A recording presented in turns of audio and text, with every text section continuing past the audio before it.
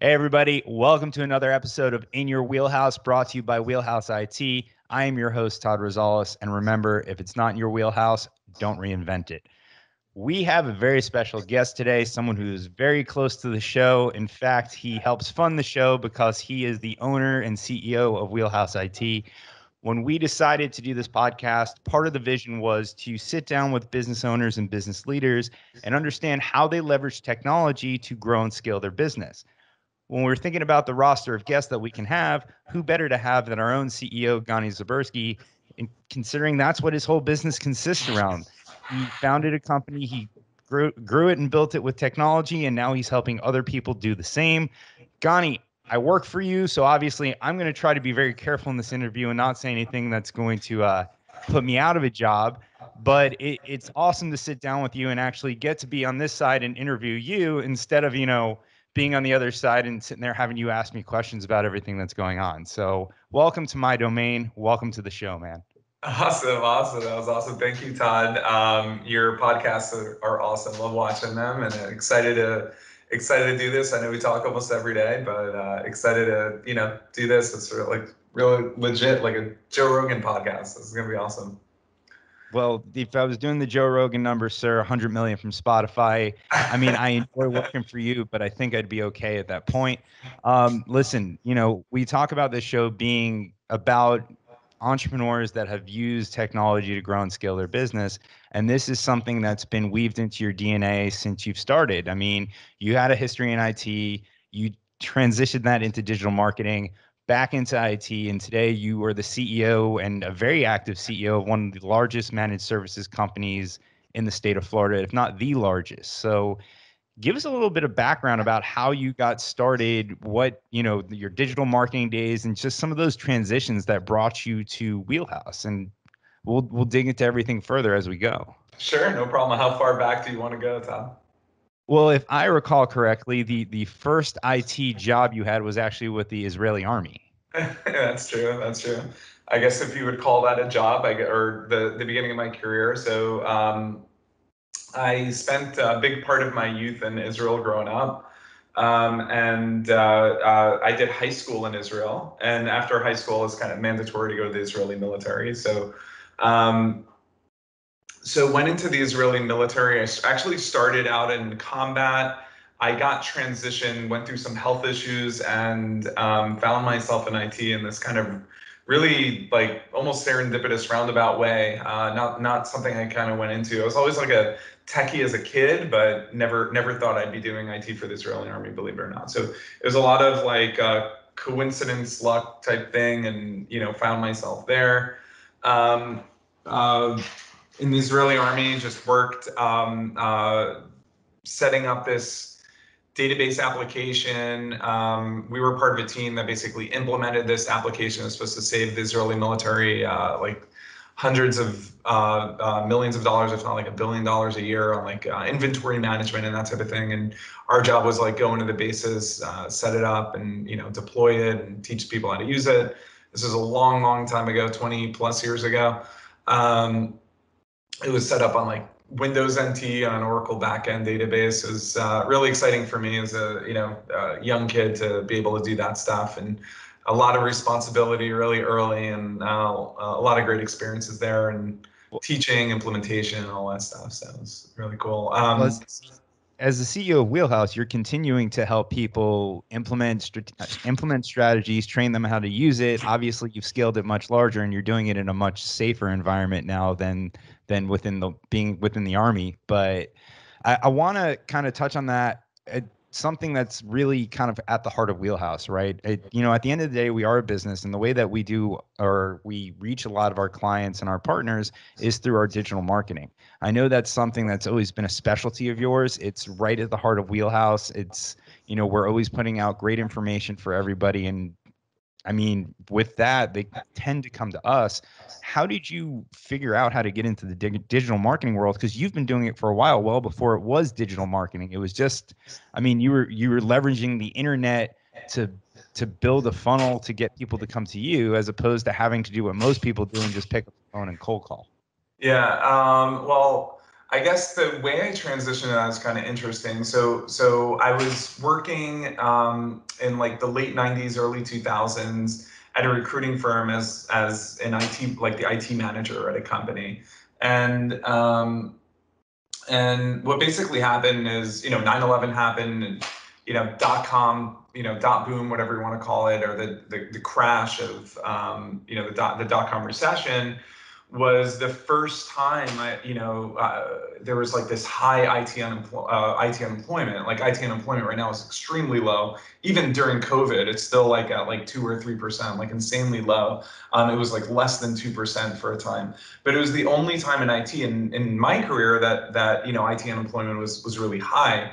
So I was kind of dumped on the market. The company I worked for was a recruiting company, and they actually went out of business. They just were laying off like 40 people every Friday, and then just boom, they liquidated their company and sold it to some like giant recruiting company.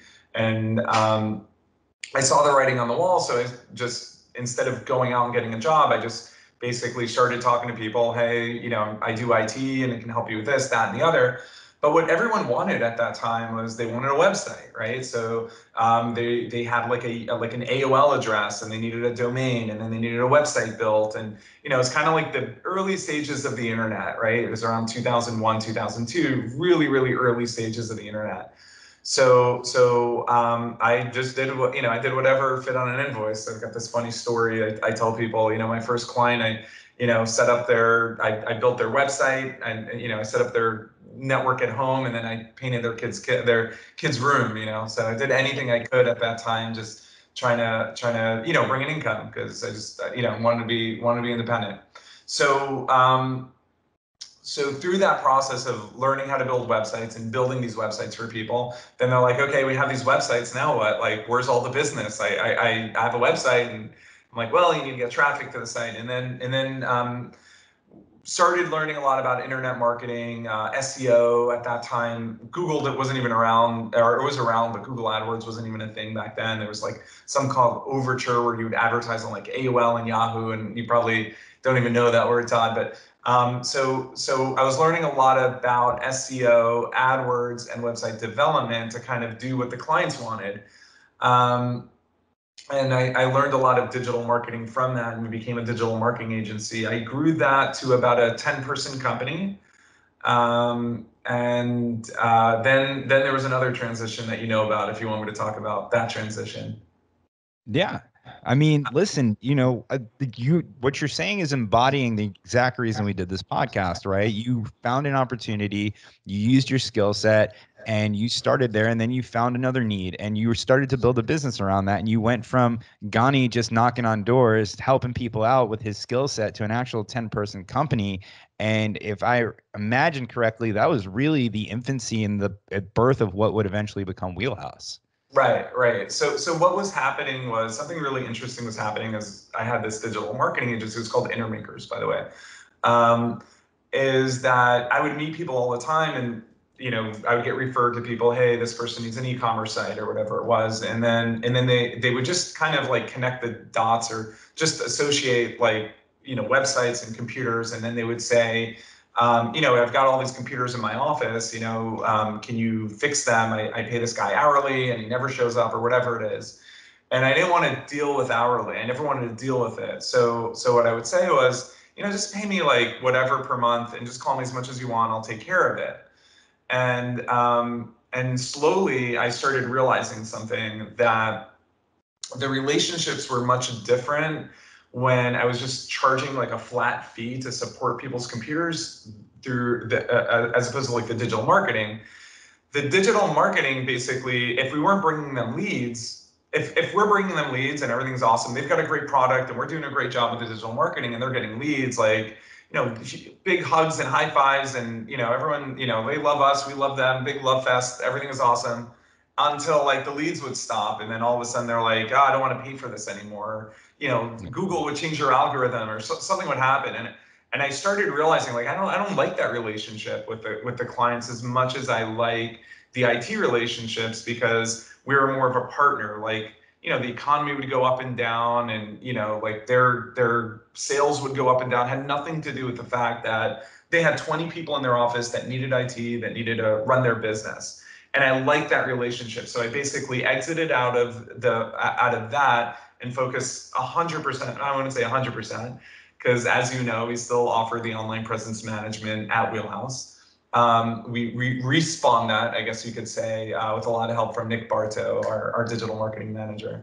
And we've got a handful of clients there. Yeah. So we have a handful of clients on our what we call OPM, online presence management, but it's obviously not our core services. We kind of do it to stay sharp. We hand select the clients that we use, and we partner with them on digital marketing. But point is that the relationship, the IT relationship, and helping business kind of transform and support them and secure their businesses and all that, it's a much better relationship, I feel, and a much better. It's not a vendorship; it's a partnership, and I like that a lot more.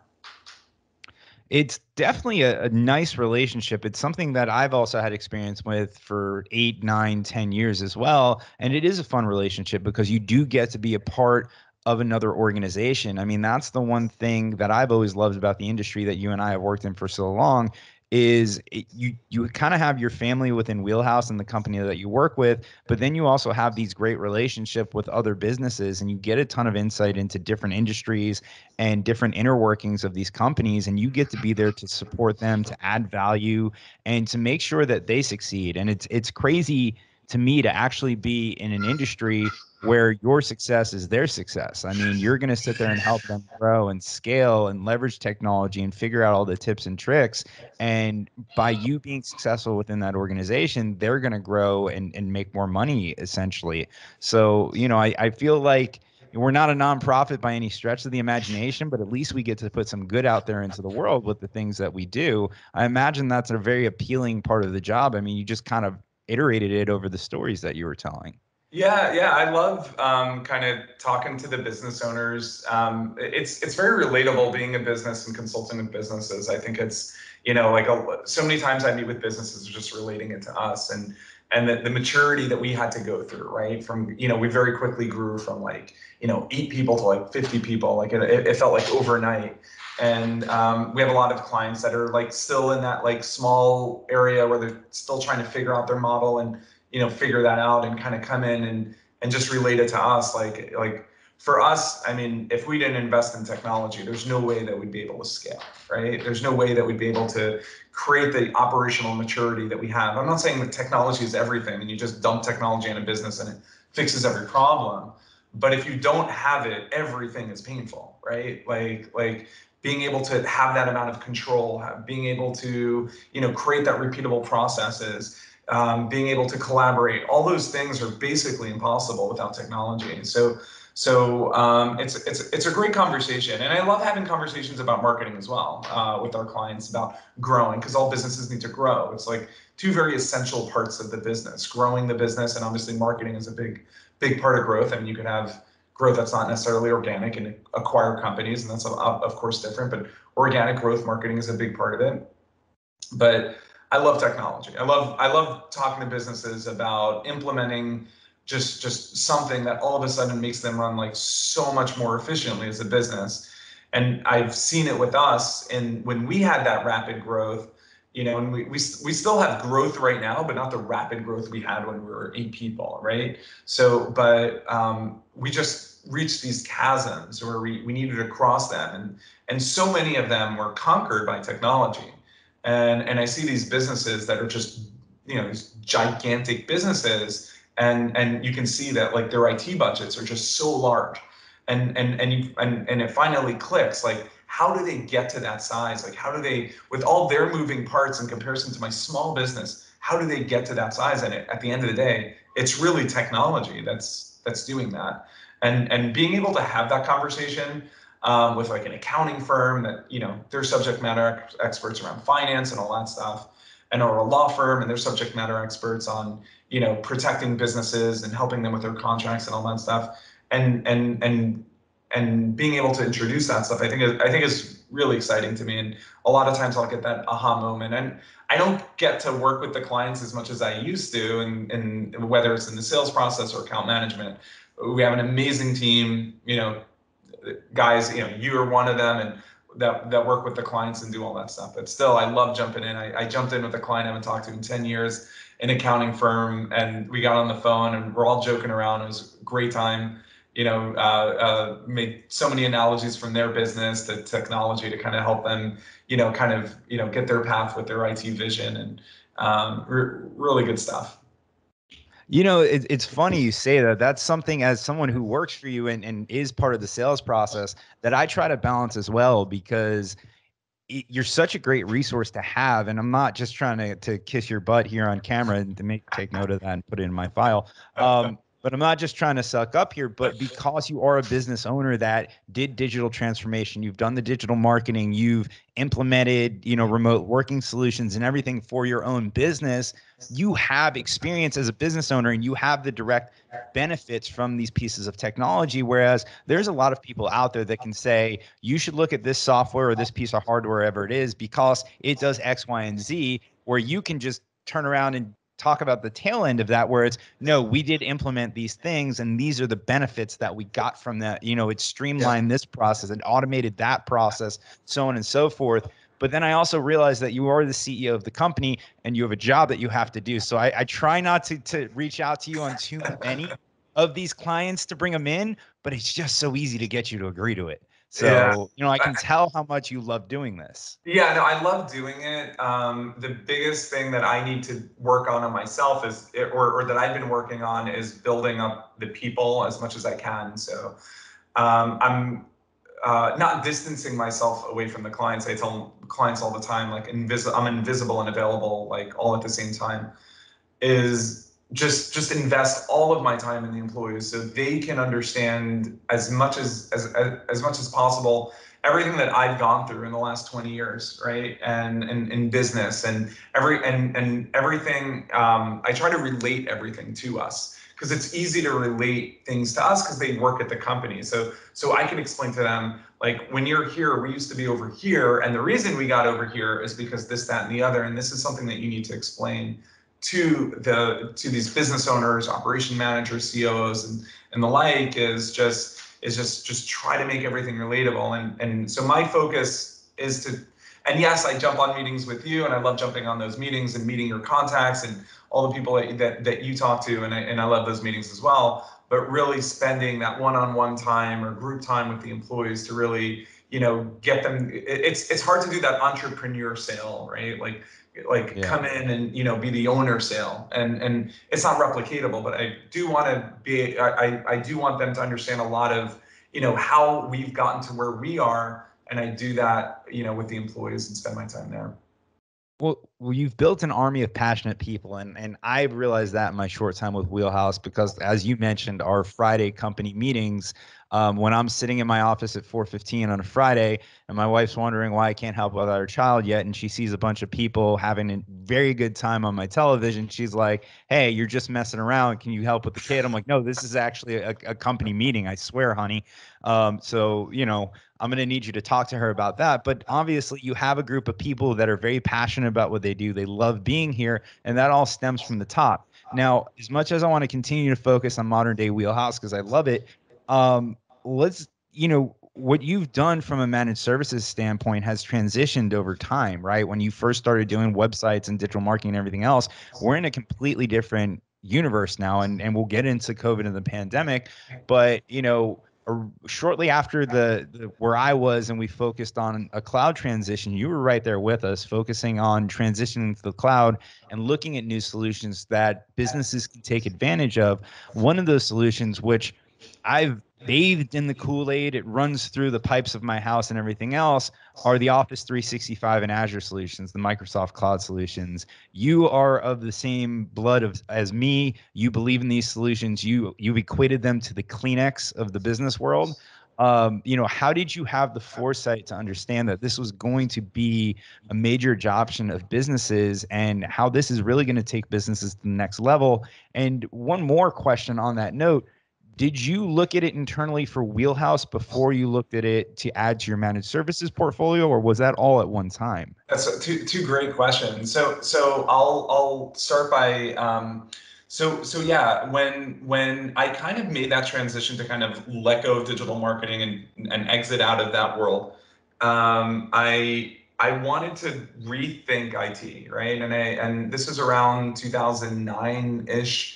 I wanted to rethink IT, and I basically said to myself, like, people don't really need servers on-prem and that type of thing. Exchange servers, you can host Exchange servers. There's got to be, something out there. And we started adopting the new technologies, like in terms of like email and collaboration. As soon as like, the G Suite came out, and it was like, I think like 10 or 11 years ago. I can't remember exactly, so don't quote me on years. But that came out, so we became like the Google Enterprise partners or whatever was available there. And then we became, Amazon partners when the whole AWS system came out. The reason why we chose Microsoft, and I'm not saying that we don't do AWS. We still do some AWS, but it's like, I'll get to that in a second. The reason why we focus so much on Microsoft is it was just like the whole ecosystem, right? The whole ecosystem is just connected, and it's just like all alive, right? Like the Office 365 integrates with Azure AD, which integrates with your Azure servers and your security and your compliance. Like, it's all in what a business actually needs, right?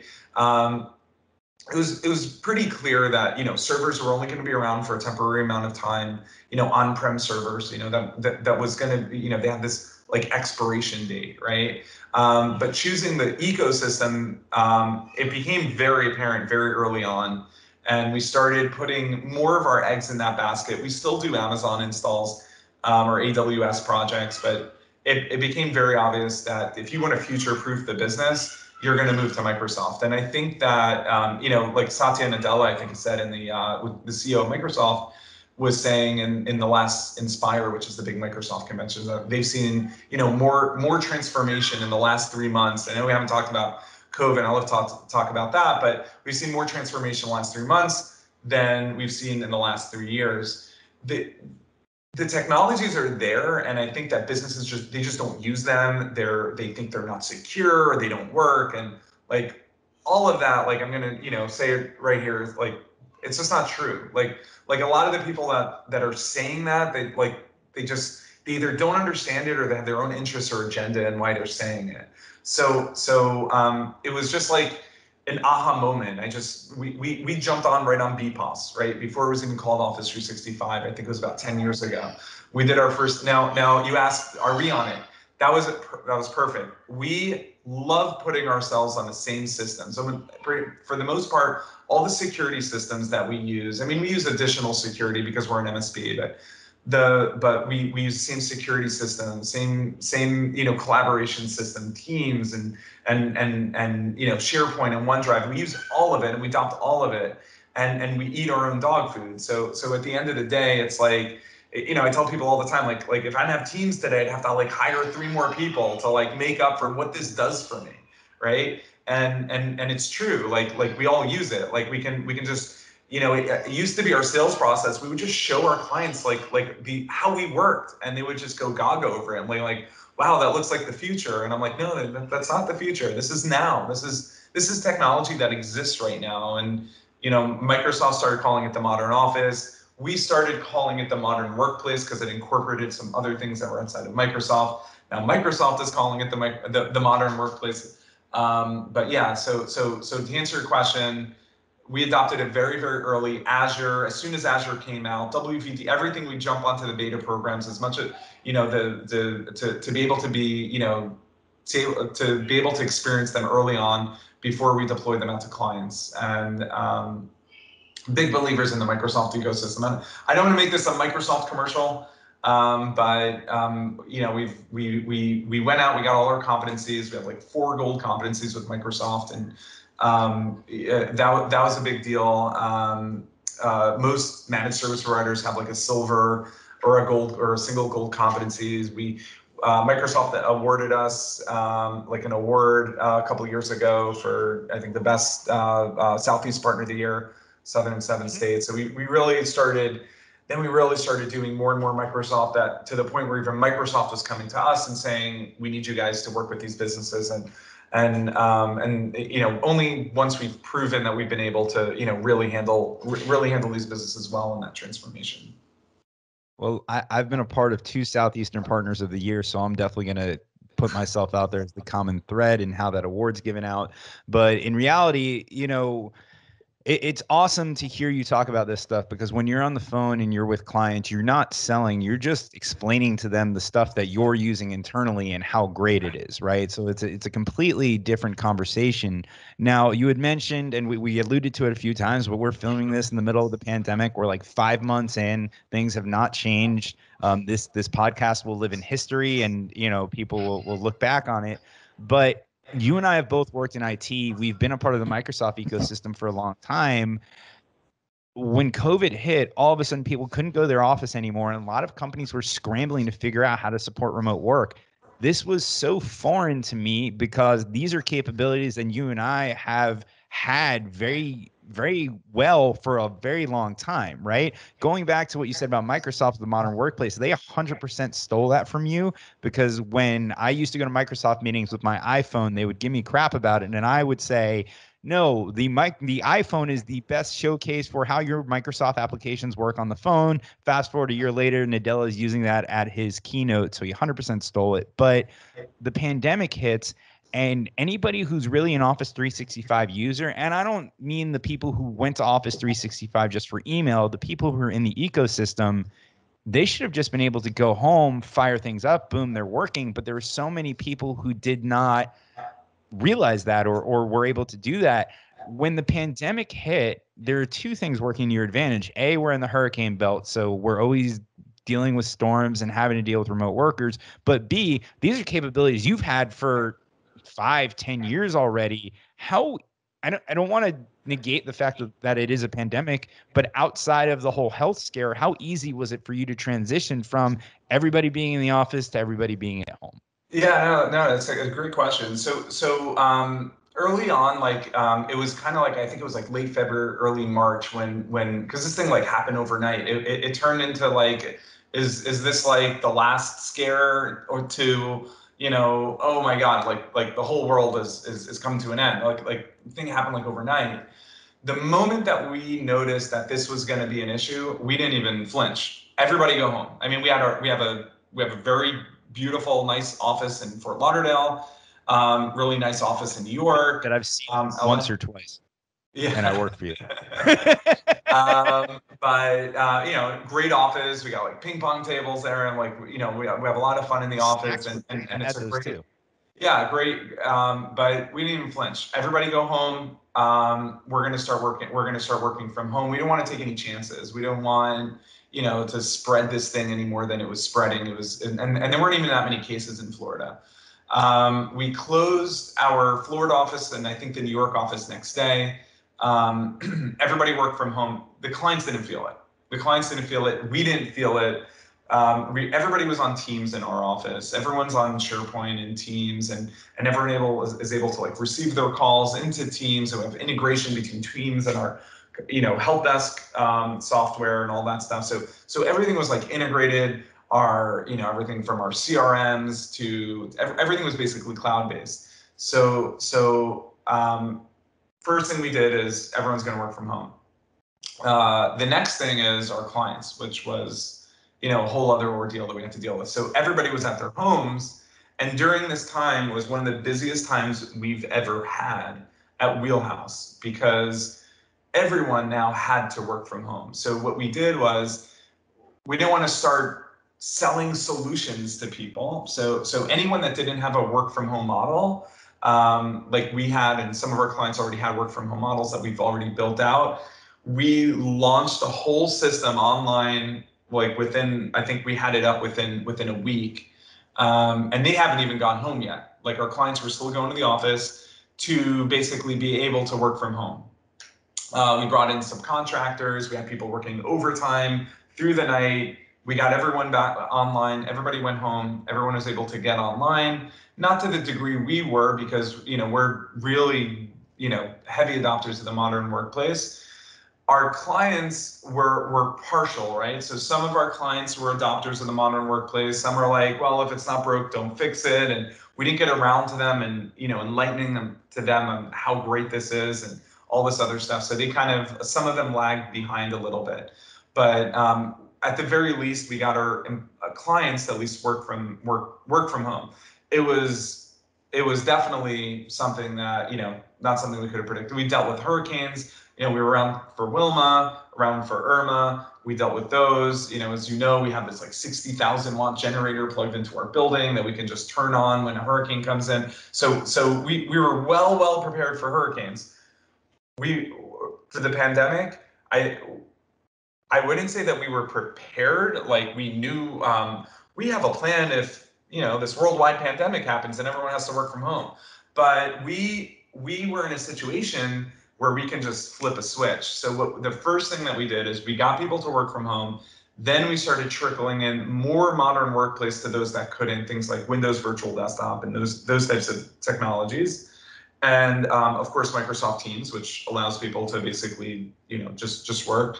Technologies that help around the privacy issues with using things like Intune, WVD, those types of technologies that kind of get around the whole how do I have my employees use their home computers for work, and the privacy and the security around there.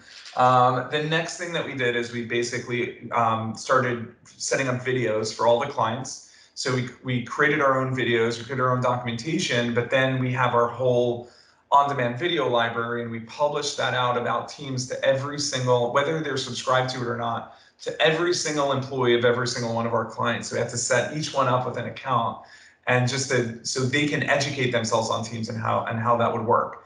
A lot of our clients were already on the platform. Those that weren't, we basically allowed them to use it for free during the pandemic. We allowed them to use the work from home system for free during the pandemic. And then the next thing we started seeing is just phishing attacks like crazy during the pandemic, which I was just like, just it was like like the acid rain coming after the atomic bomb. Like it wasn't enough.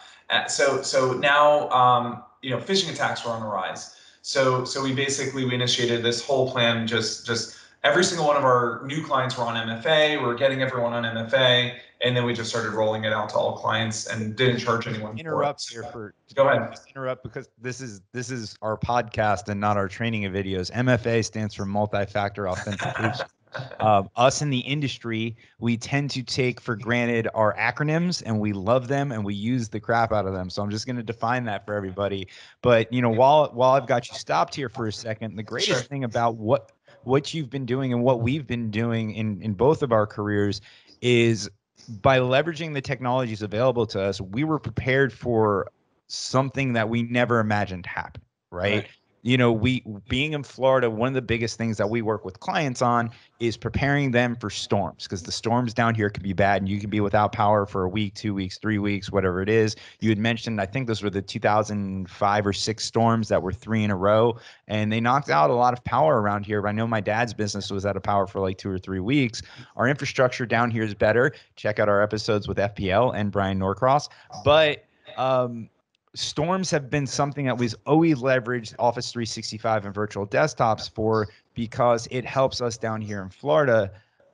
All of a sudden now this global pandemic comes around, something that nobody had planned for, and you were prepared. You were prepared as a business owner. You were prepared, and not just the fact like, oh, I had this great solution I'm running. You're now in a place where the pandemic happens. There's not much that you have to implement, and now as a service provider, you are in a place where your business is still able to provide services to your clients and any future clients that you need. So just from an overall business standpoint, making that decision to adopt Office 365, not even the decision to become a partner and provide it to others, was critical in you being able to continue to operate and not to take advantage of a situation, but at least thrive with helping people, which goes back to one of my original points.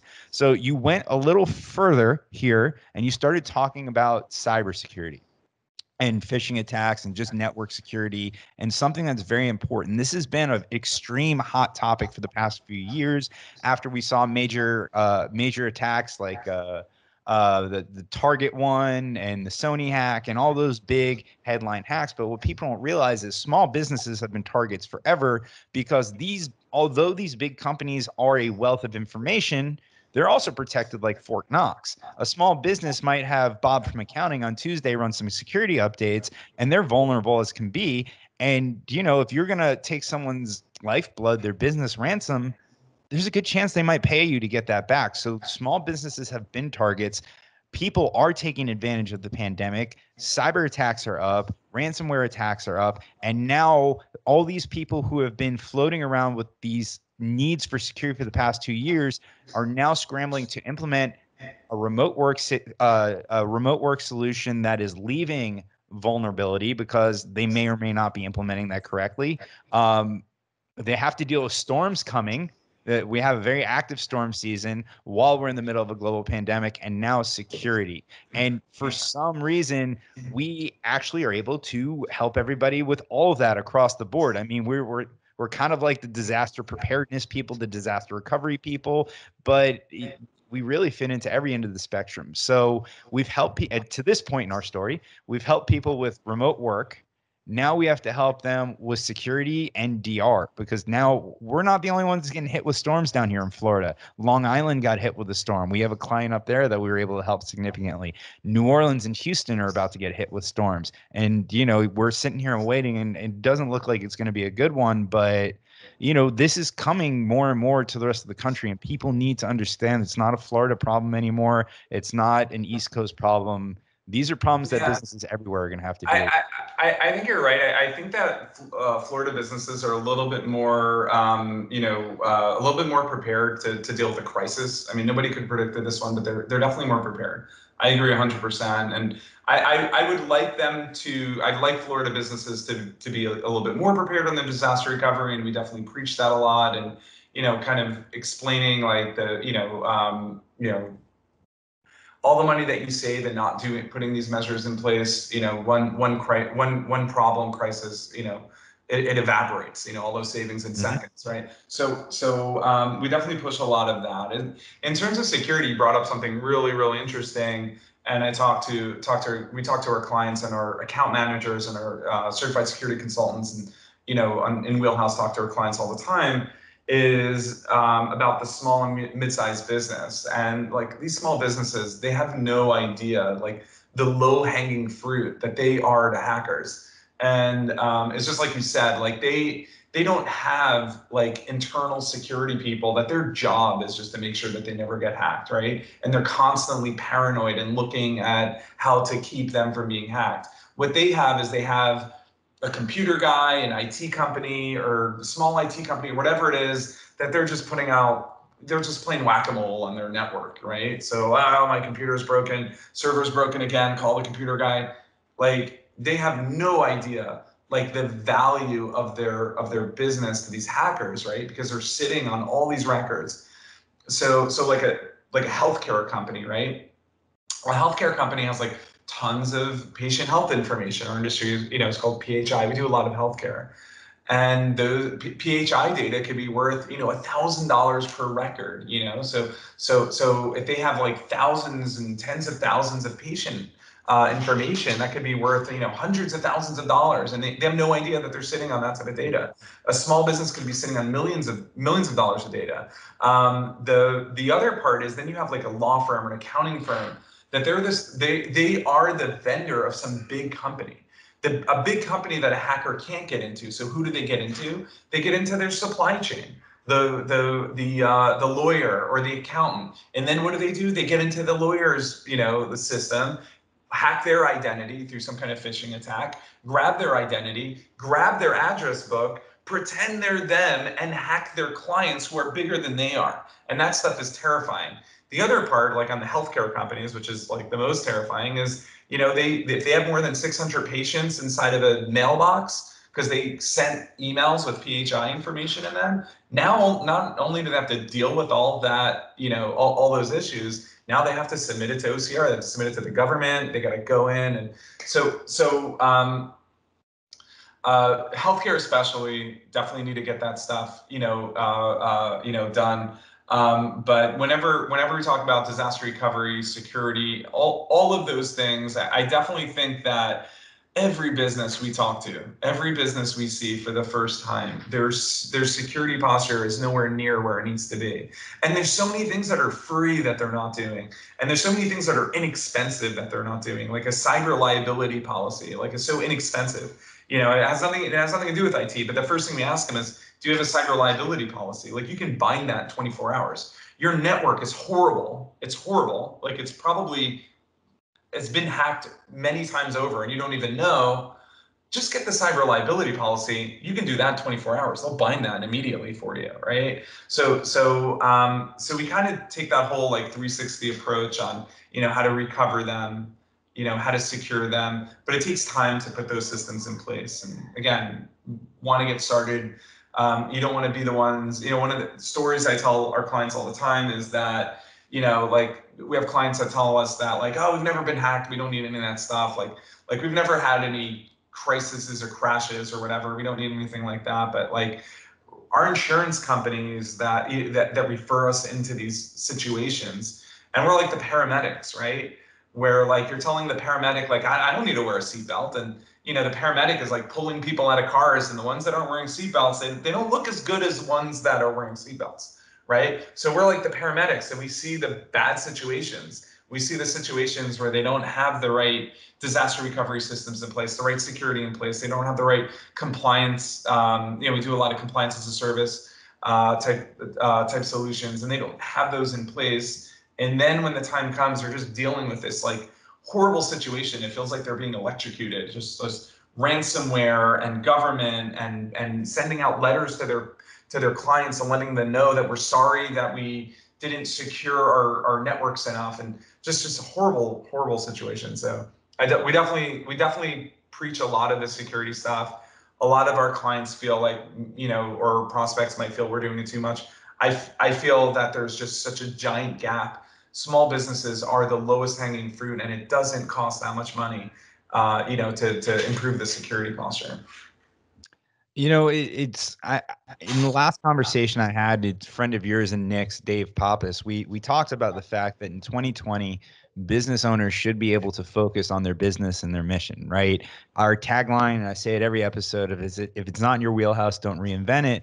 But realistically, companies, IT should be almost a utility to them, and working with a company like us, that's how it works, right? Obviously, I'm biased because we both work here, but there's no reason that someone should have to worry about hiring out internal IT, building things themselves when they can do it as a service these days. That's how I look at it, right? People get into business, they get into entrepreneurship to focus on their business, not to worry about the ancillary things that I don't want to call it a necessary evil, because obviously we can lean on technology to grow and scale, but part of it is a necessary evil. Cybersecurity can both be bleeding edge technology and a necessary evil because you have to protect yourself, right? You need to have backup. You need to have a way to recover. You need to have a way to work through disasters. And I think we're just at a point in time where people shouldn't be afraid to bring in outside help for that, right? So I want to transition now, because I love this story and I love everything that we talk about from Wheelhouse. But at the end of the day, you are a business owner. You adopt technology. You're a mentor. You've been doing this for a long time and will continue to do it for a long time. So hopefully, if we have business owners and other leaders out there that are watching this, given the point in time we are, what recommendations could you make, or what do you think business owners should be aware of or look out for, from a technology and security standpoint, given today's climate, right? What recommendations can we make I want to say if you're a business owner or a leader, but you are.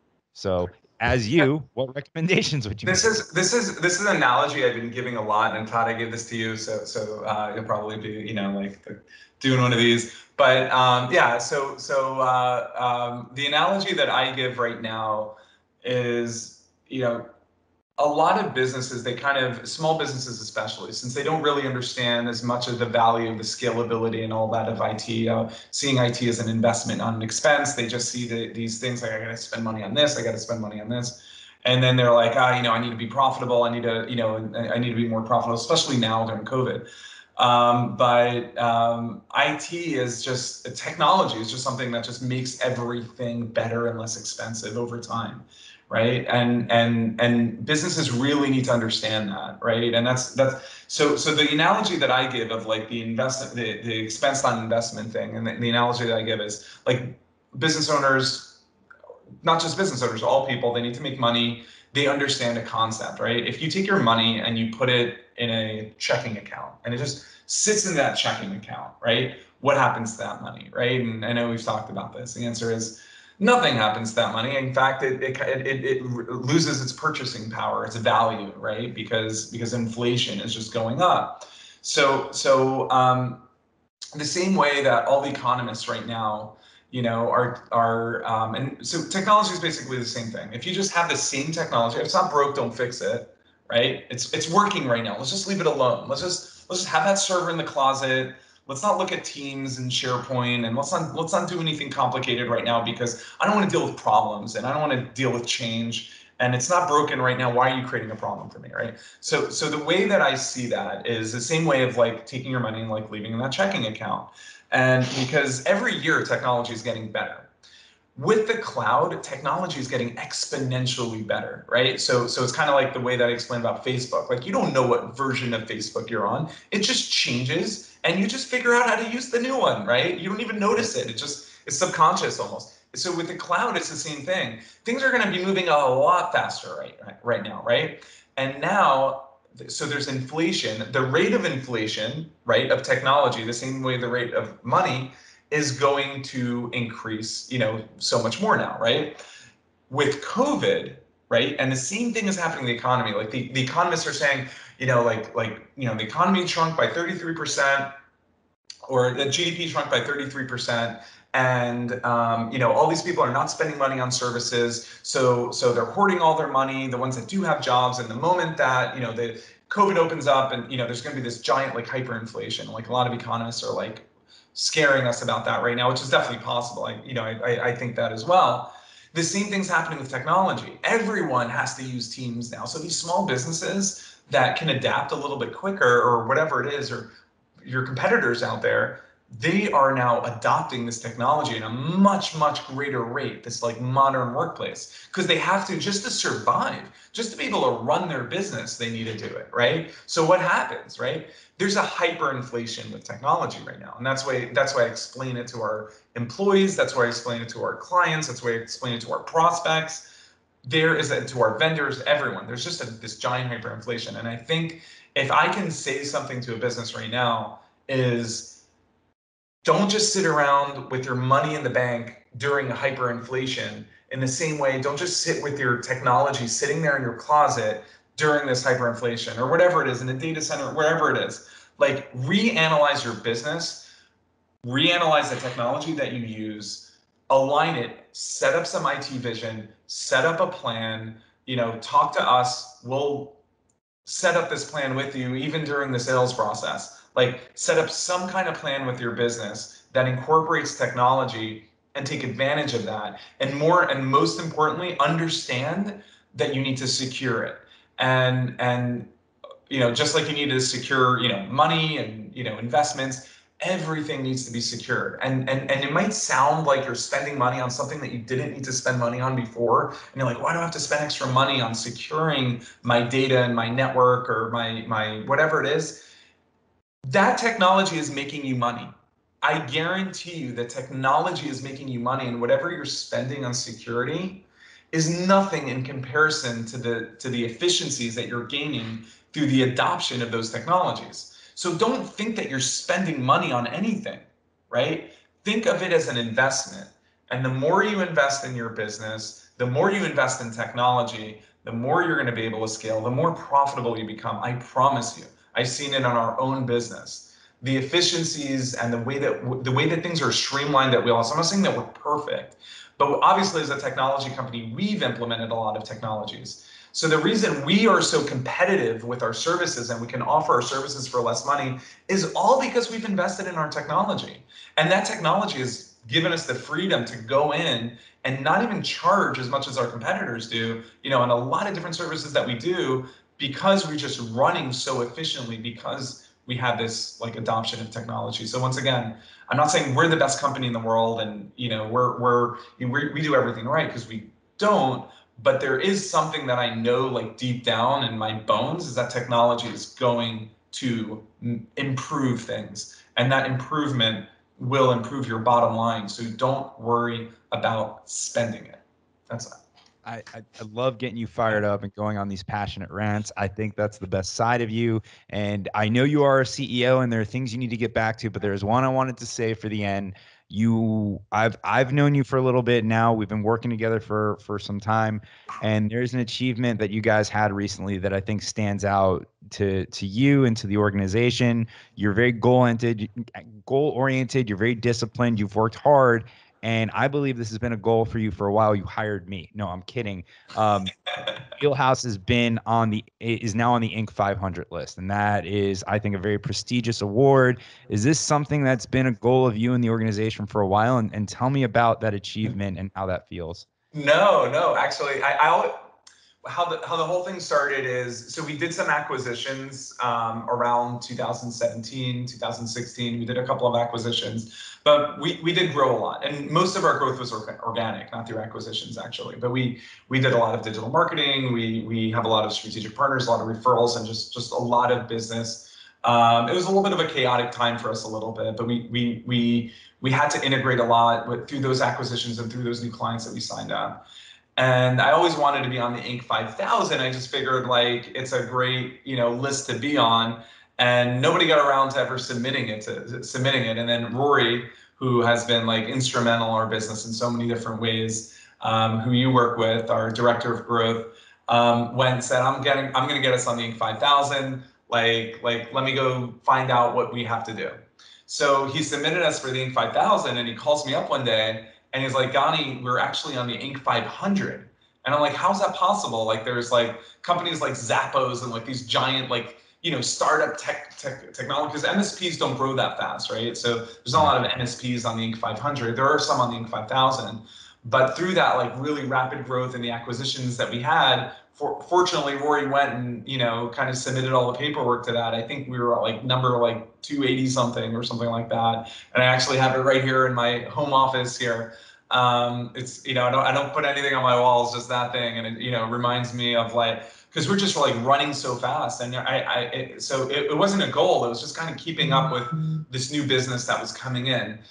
Even the acquisitions that we did, we weren't going after the acquisitions. We were like owners of companies that came to us and just said, we want to work for you and we want to sell our company to you, right? And those were the acquisitions that we did. And we just kind of had to just put everything together really quick. We were just running real fast. So there wasn't any real goals there, but it is really exciting to as a managed service provider, like you think like we're a tech company and you think of all these tech startups that, they start on a kitchen table and they're like a, $1 billion company, and, SoftBank comes in and like, these crazy things. Nothing like that. Managed services, like we're like a consulting agency, right? We're like an accounting firm or a law firm, right? We're a B2B type of service. So there's no, it's you don't grow that fast like a tech company, right? It's like we have a website and the website just becomes the new Google. So it was really exciting to see that. I don't want to have that same type of growth as quickly as we did. We have been growing consistently since then. I like consistent growth more, and I tell that to our clients too. Like we like to plan the growth a lot better. By planning growth, we're able to plan things a lot better, and a lot of businesses understand this. But it was a really exciting time, and getting that award was really awesome. And I thank Rory for everything that he did, and charging at that and getting that done for us. Well, awesome, man. Well, I know that you have a hard stop that I blew by already, and I fully expected to do that. So I'm going to let you get back to your job. But Gani, thank you so much for doing this. You've built a wonderful organization. It's been a pleasure to be here, and I look forward to helping you grow. And maybe they'll come out with an Inc. 50 that we can get on and really out of the water. But I'm excited to be on this journey with you, sir. And thank you very much for sitting down with us. I have a feeling, considering you technically own the show, you might be back once or twice in the future. Yeah, I'd love to. This is fun. I'm a big Joe Rogan fan, so this has been awesome. I appreciate it. Sorry if I'm saying a lot to going on some rants, but I love this stuff. But You're good. Well, if Wheelhouse doesn't work out for both of us, maybe we can sell this show to Spotify for 100 million. Exactly. Let's look into that. Let's look into that. But Awesome. thank you, Ty. You're awesome at these things. I love it. Awesome. And thank you everybody at home for watching. This has been another episode of In Your Wheelhouse, and we'll see you next time.